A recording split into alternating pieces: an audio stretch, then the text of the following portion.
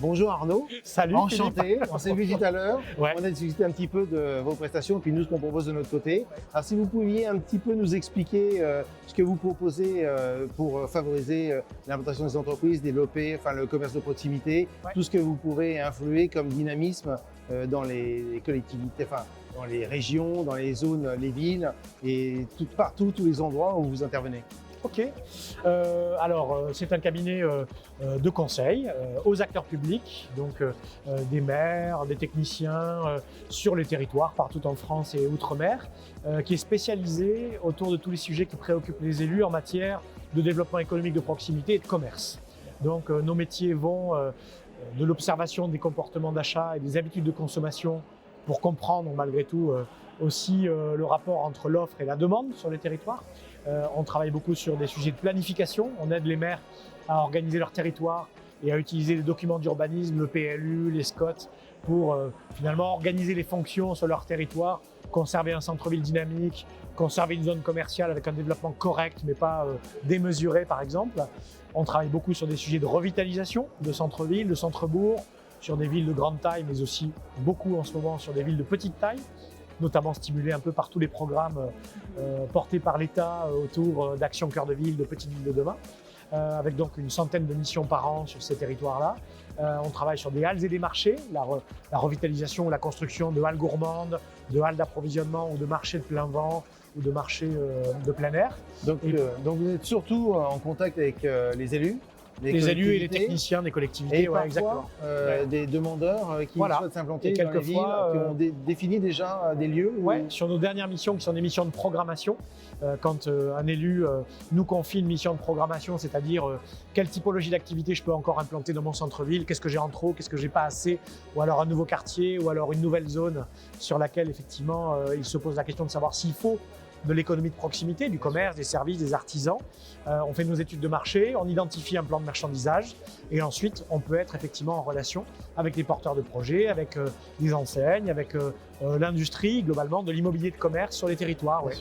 Donc en fait, les élus viennent vous voir quand ils ont une problématique particulière et c'est vous qui allez les orienter. Voilà, on cherche des solutions avec eux, on essaie de les aider surtout à prendre les bonnes décisions ou les moins mauvaises, puisque souvent la décision elle est complexe à prendre en intégrant des éléments objectifs, mais aussi des éléments de trajectoire politique, de trajectoire démographique, d'engagement qui ont pu être pris par des élus locaux. Ouais.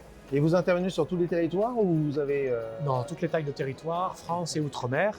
Quelques petites incursions en Suisse, à Monaco, en Andorre, oui, donc, sur des pays, ouais. Oui, mais malgré tout des pays francophones et dont la réglementation n'est pas très éloignée de la nôtre. Voilà. Et est-ce que vous avez une tendance dans les problématiques que rencontrent les élus qui viennent vous voir? Bien sûr, oui, bien sûr. D'abord, il y a eu effectivement pendant de nombreuses années un sujet lié à l'actualité de la prise de conscience du besoin de garder des centres-villes ou des centres-bourgs dynamiques. Donc ça nous a nécessairement beaucoup occupé ces dernières années. On a continué à travailler sur ces sujets-là, mais pour beaucoup, on est rentré dans une phase opérationnelle où les choses sont en train de se développer. Les élus ont pris conscience d'un certain nombre de préoccupations à traiter. Les centres-villes sont de plus en plus qualitatifs, de plus en plus aménagés, de plus en plus habités, avec du commerce de proximité, des bistrots, des marchés, etc. Donc je pense que les choses sont maintenant en train de se développer. Les sujets qui les préoccupent aujourd'hui, c'est la vacance commerciale. Et donc là, tout le travail notamment sur les foncières de revitalisation. Est-ce qu'il faut que j'achète des emplacements, des commerces, des friches pour choisir ensuite le commerçant ou l'activité que je vais implanter?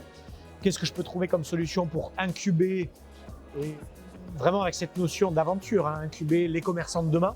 Quelle place je leur propose dans mon centre-ville? Quel parcours immobilier pour que les banques les suivent à terme pour s'investir dans nos centres-villes? Et puis il y a le sujet d'actualité. On a assuré une petite conférence tout à l'heure sur cette question des entrées de ville, puisque ces territoires vivent un moment difficile. On a produit beaucoup d'immobilier dans les entrées de ville, de boîtes à chaussures, de zones commerciales.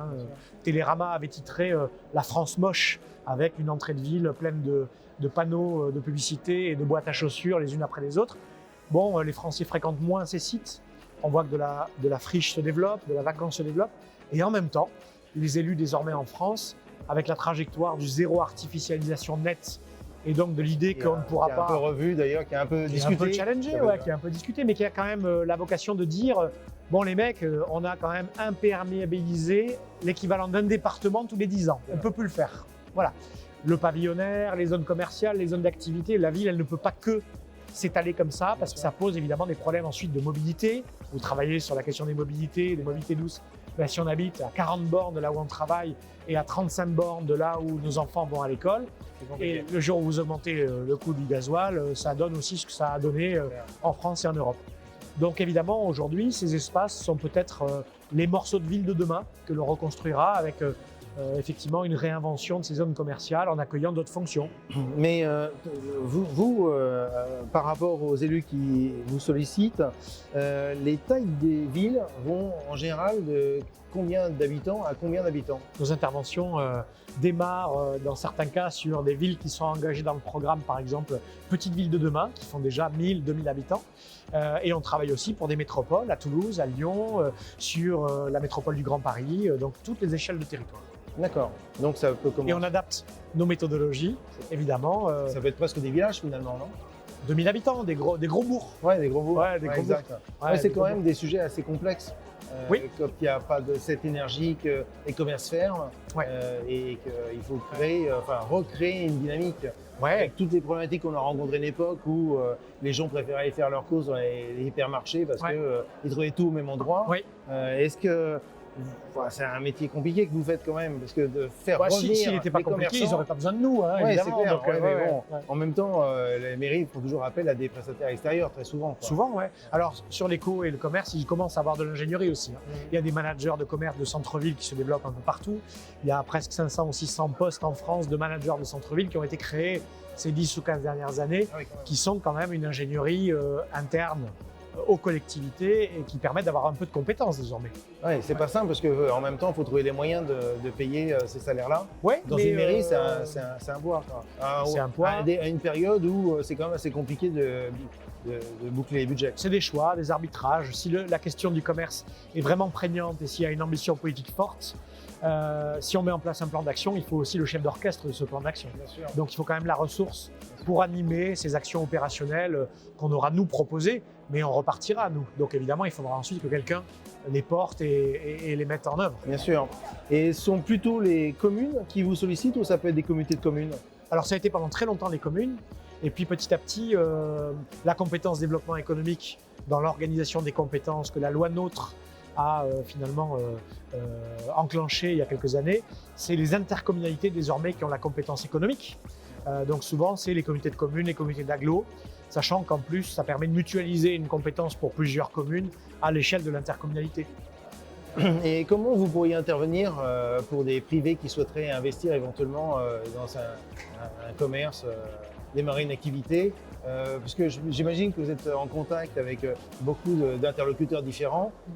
Et quelle est la proportion, par exemple, d'entrepreneurs qui viennent vous voir Alors, ils viennent assez peu nous voir, ce n'est pas notre clientèle principale. Nous, on met à la disposition des collectivités un certain nombre d'indicateurs objectifs de l'attractivité de leur territoire, des valeurs locatives, des loyers, des locaux disponibles. On leur met en place, pourquoi pas, des observatoires aussi, qui leur permettent de monitorer la performance commerciale de leur territoire. Et ensuite, le porteur de projet, il va souvent plutôt voir le territoire en disant, voilà, votre territoire m'intéresse.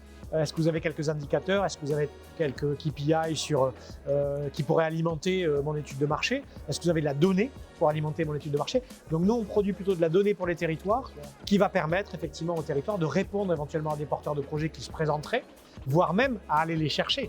Puisque certains territoires, à ce moment-là, quand on a mis en place des observatoires et qu'ils ont des éléments objectifs, un vrai projet de revitalisation, vont aller faire des salons, vont aller chercher le salon de la franchise, le MAPIC, le MIPIM, pour aller chercher des porteurs de projets, des franchiseurs, des franchisés, en vendant une aventure collective. Et cette prestation, c'est quelque chose que vous faites depuis de nombreuses années? Le cabinet a 50 ans. Ouais. Ah oui, quand même, sacré historique. Ouais. Toujours dans le même domaine, hein? Toujours dans le même domaine, depuis 50 ans. Donc c'est une problématique qui existe depuis très longtemps. Alors les sujets ont un tout petit peu glissé, mais les collectivités se sont toujours interrogées sur leur degré ou leur nécessité d'intervention sur la question du commerce. Bien sûr. Ouais. Et donc, l'évolution des sujets traités ou des demandes que vous font les élus ont évolué dans le temps, vous le disiez à l'instant. Ouais. Et c'était quoi il y a 50 ans, ça me paraît très loin pour que vous puissiez en parler. Ouais. Surtout que moi, je n'y étais pas en l'occurrence. Je n'étais même pas né quand le cabinet a été créé. Non, effectivement, moi, je l'ai rejoint et je le co-dirige effectivement depuis moins d'une dizaine d'années.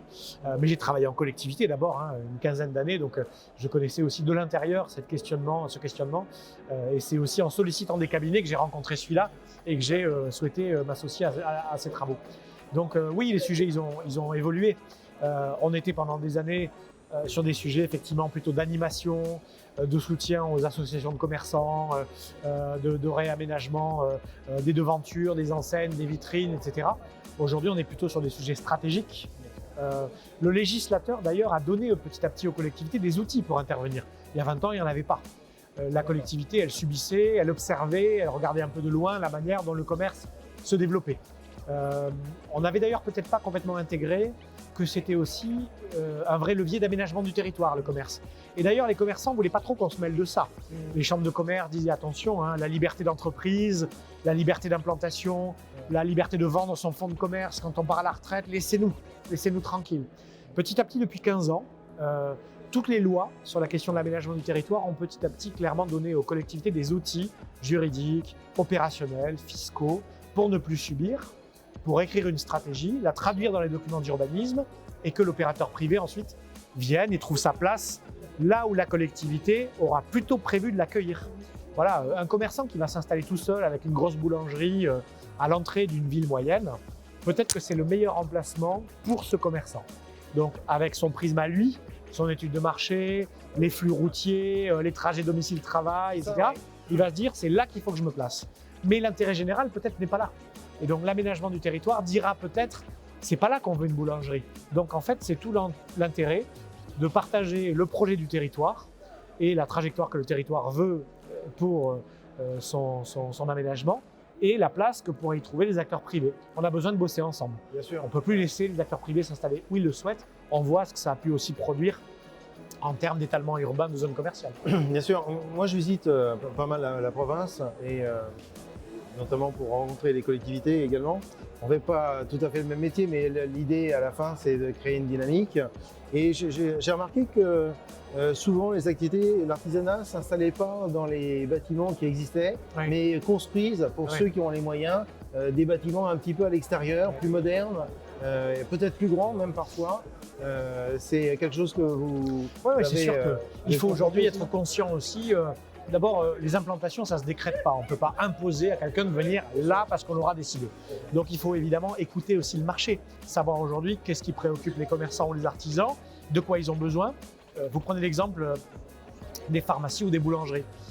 Dans les villages, on avait une pharmacie de 80 mètres carrés, une boulangerie de 50 mètres carrés et ça a fonctionné pendant des années. Aujourd'hui, une pharmacie neuve, c'est entre 250 et 400 mètres carrés. Parce qu'on demande désormais à un pharmacien de faire de la télémédecine, de faire des prélèvements, de faire quelques soins, de faire des vaccinations, on l'a bien vu ces dernières années, d'avoir un peu de parapharmacie, d'avoir quelques produits supplémentaires. Et donc la surface dont il a besoin aujourd'hui est beaucoup plus importante qu'elle ne l'était. Un boulanger. La zone d'achalandage doit être plus importante. La zone de chalandise, alors elle n'a pas beaucoup changé, la zone de chalandise pour un pharmacien. Elle a un peu progressé, mais aujourd'hui une pharmacie c'est 4500, 5000 habitants pour faire vivre une pharmacie. Par contre, il faut évidemment aussi des toubibs. Parce que. Grand problème qu'on rencontre depuis de nombreuses années. Le premier client dans une pharmacie, c'est celui qui arrive avec une prescription médicale. Donc évidemment, la pharmacie, elle suit souvent aussi l'endroit où s'implante la maison de santé ou les toubibs. Donc quand les toubibs étaient en centre-ville, tous, la pharmacie était par là. Si petit à petit, tous les toubibs sont allés s'installer aussi avec leur maison de santé à l'entrée du bourg, la pharmacie, elle aura envie, elle aussi, de se rapprocher de ses prescripteurs. Un boulanger, c'est la même chose. Il y a ces pôles d'attraction. Et oui, donc il y a des écosystèmes qui effectivement sont en train quelquefois de quitter les centralités. Le gros boulanger qui s'installe à l'entrée de ville, puis un primeur qui va le suivre, etc. Alors ça, il faut être prudent. Il faut entendre aussi que le boulanger, il a besoin de place et peut-être qu'il faut lui créer les conditions dans le centre-bourg ou dans le centre-ville de l'accueillir dans de meilleures conditions. Bien sûr. Parce que avec sinon, un parking. Pas toujours. Parce qu'il y a pour quand même des distances. Ouais, pas pour acheter du pain. Si les gens vivent là, si les gens vivent au-dessus ou travaillent à proximité, il y a déjà des clients captifs. Donc Mais aujourd'hui, si les commerces sortent un petit peu du bourg, il y a donc un effort à faire de distance. Et, ah oui, bah oui, du coup, c'est bien le problème. moi, ce que j'ai pu repérer, Ouais. notamment avec les boulangeries, c'est que souvent les nouvelles boulangeries s'installaient un petit peu à l'extérieur, un petit oui. peu, Ouais. mais avec un parking autour. Ah bah oui. Parce que de toute façon, les gens sont généralement motorisés. Ça dépend des tailles de territoire, évidemment, dans les métropoles ou dans les très grandes villes. Il y a beaucoup de gens qui vivent en ville, il y a beaucoup de gens qui y travaillent, il y a des visiteurs, il y a des touristes. Donc ça sait alimenter une fréquentation à pied, un commerce de proximité qui n'a pas toujours besoin d'avoir des voitures au pied de la boutique. Sachant qu'évidemment, quand vous venez passer une après-midi en ville, faire du shopping, manger au resto, vous acceptez de vous garer un peu plus loin, de marcher un peu parce que vous passez un temps significatif en ville et que l'expérience est chouette et que vous aimez aussi profiter de la rue piétonne. Si vous cherchez des clopes et que vous êtes en voiture, évidemment, là, c'est la bagnole en warning, en double fil devant le bar tabac. Donc, il faut toujours graduer un peu ces éléments-là. Certaines fonctions commerciales n'ont pas toutes besoin de voiture, n'ont pas toutes besoin de stationnement là tout de suite. Et quelquefois, d'avoir quelques poches de stationnement à toute proximité, ça peut convenir. Mais évidemment, sur des achats très ponctuels, on disait souvent que le temps de recherche d'une place de parking devait être inférieur au temps de l'acte d'achat. Donc si c'est 3 minutes pour acheter des clopes, c'est 2 minutes pour trouver une place. S'il n'y a pas de place, éventuellement… D'où l'intérêt de la micromobilité. Pourquoi pas, évidemment. Ouais. Alors, et pendant de longues années, les artisans se plaignaient beaucoup du fait d'avoir une concurrence des hypermarchés. Est-ce qu'aujourd'hui, c'est des choses que vous entendez toujours à travers les élus ou non, aujourd'hui, ça s'est calmé? l'opposition historique, zone commerciale, centre-ville, petit commerce, grand commerce, c'est plus le sujet. Hein. D'accord. Le sujet aujourd'hui, c'est commerce physique versus commerce digital. Et ils sont tous touchés. Aujourd'hui, les grands commerçants, ceux qu'on appelait les grands commerçants des zones commerciales, souffrent aussi de manière significative. Dans le prêt-à-porter, dans le jouet, dans l'équipement de la maison. Et dans l'alimentaire. Bon, c'est vrai En ce moment, il y a un effet on peut se faire inflation livrer, très fort, etc. On voit bien que les drives ont déjà une première réponse au fait de ne pas fréquenter le magasin physique. Je ne sais pas si c'est vraiment encore un plaisir d'aller passer une heure et demie dans un hyper. La question que j'allais vous poser, Alors, mais une heure et demie, enfin, il y a aussi l'intérêt de choisir son produit de façon plus précise. Alors par contre, je pense que c'est un plaisir de, aussi… Dans toutes nos enquêtes, le consommateur par contre confirme qu'aller discuter avec son boucher ou discuter avec son primeur, ça a de la valeur. Sur le rapport les humain. choix, voilà, le rapport humain, et puis le choix du sourcing de la viande bovine qu'on a achetée. Enfin, d'ailleurs, il y a des artisans aujourd'hui qui racontent des histoires sur les réseaux sociaux et qui vous présentent déjà, bon, il faut aimer la viande, hein, mais pour les amateurs, il y a des bouchers qui vous montrent déjà dans le champ, en train de choisir la côte que vous allez manger la à midi, vache quoi. que vous aurez dans 2 jours. Bon, ça, c'est un En peu disant, plus je suis dur. en train de l'acheter C'est un peu celle-là, plus dur. quoi. C'est marguerite et voilà. Voilà. Alors, je grossis le trait, mais Ouais. les artisans, quand ils savent scénariser un peu leur savoir-faire, ils ont un boulevard sur la transformation, sur le bien manger. On mange moins de viande, hein, ça c'est sûr. Par contre, on mange de la viande La meilleure qualité. un peu plus qualitative. Et donc, évidemment, peut-être pas à tous les repas, mais allez bien la choisir. Pas toujours très cher chez le boucher, parce qu'il sait aussi vous proposer quelques morceaux, pas les plus nobles et pas toujours les plus chers, qui, une fois cuisinés, sont très corrects. Donc, on voit très bien que le consommateur, il adore les marchés, il adore les artisans, il adore les halles, parce qu'en plus, il y a un aspect convivial, on discute, on boit un coup, on déguste, Bien sûr. on se retrouve entre amis, il y a un côté snacking. Quand les centres-villes ont su le scénariser, ça. Et Donc, ça, l'hypermarché, c'est pas à vous l'offrir. Il y a l'impact de l'e-commerce depuis déjà de nombreuses années, mais néanmoins… Des nouveaux il reste- comportements en il reste général. quand même, voilà, c'est ça. Ouais. Il reste quand même une volonté du consommateur d'aller chez l'artisan. En tout cas, il y a une vraie valeur sur l'expérience, Ouais. le fait effectivement d'être un peu reconnu, de pouvoir discuter un peu avec l'artisan, de savoir si c'est le bon moment pour acheter des pommes. Bien sûr, Il y le a une vrai éducation conseil, aussi à bien faire, sûr. hein, d'ailleurs, sur les consommateurs, C'est clair, sur bien le sûr. bien manger, au bon moment, les bons produits, etc. Et ça, les hypermarchés en libre-service ne vous l'offrent pas.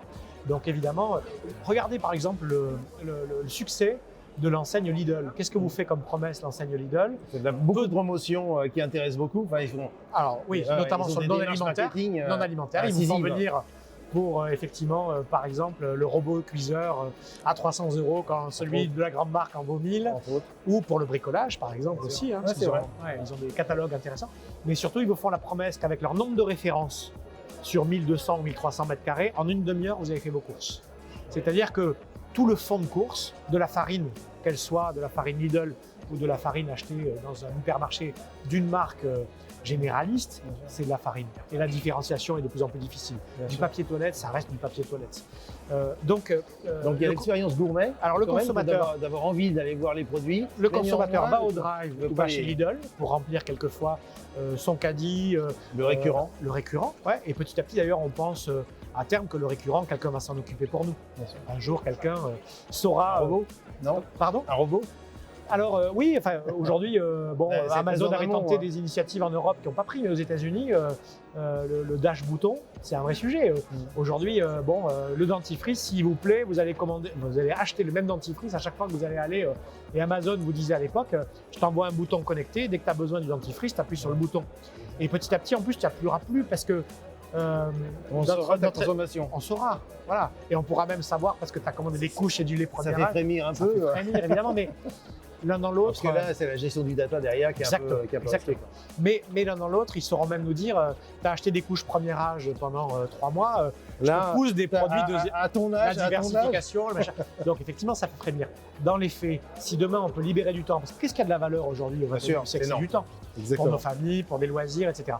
Donc si on peut globalement trouver quelqu'un, Amazon avec son big data ou d'autres opérateurs qui vont vous porter. Le patron de Carrefour, il n'y a pas très longtemps, a dit demain mes hyper sont des centrales logistiques. Hein. Ouais. Il en est presque convaincu. À quelle échéance? On ne sait pas, mais globalement un endroit où globalement on va créer des paniers, vous livrez des paniers, que ce soit vous qui les commandez ou que ce soit une commande un peu récurrente, parce que finalement des couches, du papier toilette et de la litière pour le chat. C'est du commerce industriel. Enfin, donc, il y a une banalisation de ces produits-là. Un entrepôt suffit. Et peut-être retourner chez l'artisan pour les produits où on a plus de plaisir à acheter. Exactement. Et vous voyez dans les villes moyennes des quartiers autour des halles qui se développent avec cette convivialité, avec le troquet, le bon boucher. Par contre, il faut que les commerçants sachent faire. Ouvre un peu tard, ouvre une bouteille de rouge, vous fasse déguster un peu de fromage. Soit ouvert. Exactement. Donc il y a une vraie transformation et on voit bien que les nouvelles générations d'entrepreneurs hybrident un peu leur concept. Aujourd'hui, on voit de plus en plus effectivement de fromagers cavistes. Bien sûr. Avant, on disait ah, mais t'es fromager ou t'es caviste? Mais non, mais ça va tellement bien ensemble. Et tu nous fais une planche, tu ouvres un canon. C'est incroyable, c'est la réflexion qu'on nous a fait. On a dit, mais je ne comprends pas le rapport entre les espaces bureaux et la mobilité. Bon, ça surprend certains, mais le libraire salonté, mais en fait, ça paraît assez naturel quand on en cause. Carrément. On prend un bouquin et on est là pendant 20 minutes, autant s'asseoir, manger une tarte. Ça sécurise un peu le business plan du libraire qui en ce moment est quand même un peu challengé. Ça fidélise le client aussi, s'il est bien. Voilà. Et puis une fois que tu as lu la BD, tu prends la deuxième ou tu achètes toute la série et puis tu peux parler avec ton libraire. Les gens reviennent chez les libraires, c'est rassurant. Parce que la notion du conseil, Amazon ne peut pas donc tiens, vous me connaissez, vous savez ce que j'aime? Le produit, le livre. Un bouquin, c'est beau. 1 sur 3 est acheté quand même en ligne aujourd'hui en France, donc c'est une réalité. Quand on est libraire, on est challengé aussi par ce nouveau créneau qui permet à certains d'acheter en ligne. Mais les libraires ont réagi. Les libraires indépendants se sont dit, mais on n'est pas plus con que les autres. Nos stocks mis bout à bout sont plus puissants que le stock d'Amazon. Bossons ensemble. Il y avait un sujet SI quand même, parce que comment réussir à partager le même logiciel de gestion des stocks, de gestion des commandes, etc. Ils y sont arrivés, puisqu'on a en France un site web de libraires indépendants avec un collectif, bien sûr. Et vous pouvez quand même acheter en ligne si vous êtes un peu éloigné, si vous n'avez pas de libraire à proxy, si votre activité fait que vous êtes en décalé, que vos horaires. Par contre, vous pouvez acheter en ligne à des libraires français locaux. Voilà. Donc, il y a des options. Il ne faut pas avoir peur du digital. Ça peut être effectivement un levier de développement. Il faut glisser, mais il faut glisser de façon raisonnable et mesurée. Ouais.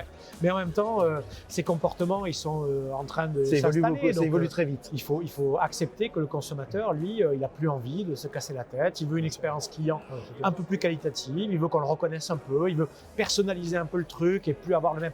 Vanessa Bruno avait vendu des sacs à main à un très grand nombre de femmes en France et les chutes s'effondraient. Quel levier pour relancer la vente de maroquinerie de la marque Vanessa Bruno? La personnalisation. Sur le site web ou en magasin, vous n'avez plus un Vanessa Bruno, vous avez votre Vanessa Bruno. Donc avec le choix des matériaux, etc. Et ça, avec les Fab Labs, avec les imprimantes 3D, avec les nouvelles technologies, il y a un vrai levier pour personnaliser votre paire de baskets, personnaliser votre relation, etc. Donc ce sont des tendances auxquelles les commerçants de demain vont devoir répondre. Ouais. Bien sûr. Merci beaucoup pour cette entretien. Merci à vous, c'était très sympa. C'est super intéressant. Ouais, bon. Et à bientôt. Bon vent alors. Merci. On va essayer de se développer sur le territoire français. Allez, C'est un peu eh nouveau ben, on pour se nous. recroise sur les territoires. Et puis on a besoin de vous. Et nous aussi, on a besoin de vous. Salut. Un plaisir, À à bientôt. bientôt.